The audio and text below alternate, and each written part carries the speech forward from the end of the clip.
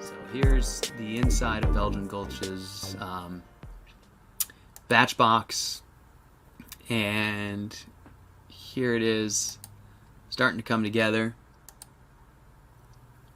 That was a work of art, wasn't it, Mart? Yeah, it was a gorgeous stove. One of the nicer ones that I've seen. I've seen some nice ones. I've got some more photos, and we won't get into all of them today. But that one was beautiful. Definitely a work of art.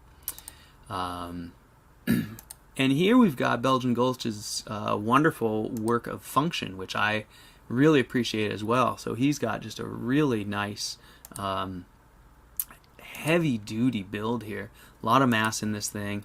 I'm just kind of skipping along, you guys, because we've already looked at these. But here's the new ones that I wanted to show you. I think we started to look at these when they came through. But what he's doing here, which I think is really cool, is he's built himself a barrel landing. I'm just going to skip through. There's your wonderful door, Belgian Gulch. So you can see here, he's built this wonderful barrel landing. And then he has landed his barrel on there, as you can see. But not to be, he's not done yet. Because as you can see, once we get a little farther here, let me get to the next fix. Here's his exits. I'm just trying to get to the newer photos. I think we looked at a lot of these. But here we go. He's starting to build up around the barrel. And I'm assuming this is around the barrel, Belgian Gulch. And the barrel is inside of this. But I thought that was a really cool way to do that. And I just wanted to add that I think that what you're doing here, Belgian Gulch, is that I think you are trying to reduce a little bit of the quick radiating heat area of this radiator and just change to a lot more slow radiating brick here. And I think it's a great construction style.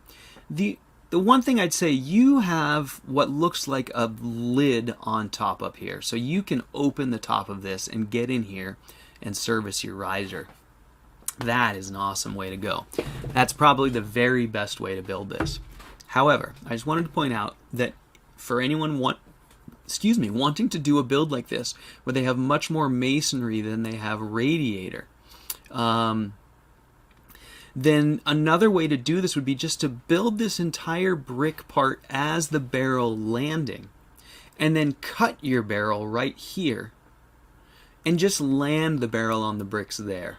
And in that way you just have like a removable top barrel, because for you to get this barrel off here you'd have to remove all these bricks. Now you probably won't need to, because like I said, you have a barrel lid. But for those of us who don't have a barrel lid, there's another way to do this, which would be to just cut the radiator down. And that's something I've brought up a few times, but I don't know if I've ever made that point specifically, that one of the beauties of those barrels is that they're flexible in terms of how you can scale that radiator size. So remember, anyone building a rocket mass heater, you don't need to keep the full size barrel. You can use any amount of it that you see fit. And like Belgian Gulch has done here, you can actually work your way towards your proper tune. You can start with a really big barrel, and then you can slowly cut it down and build up your barrel landing and adjust to get yourself a different ratio of mass to radiator. So that is, I think, a really, really great way of tuning your stove once it's been built. And Belgian Gulch, I want to thank you again for your photos. This is a really cool build in your studio here. And I can't wait to hear how it's working for you, by the way. Love the doors. Very, very cool.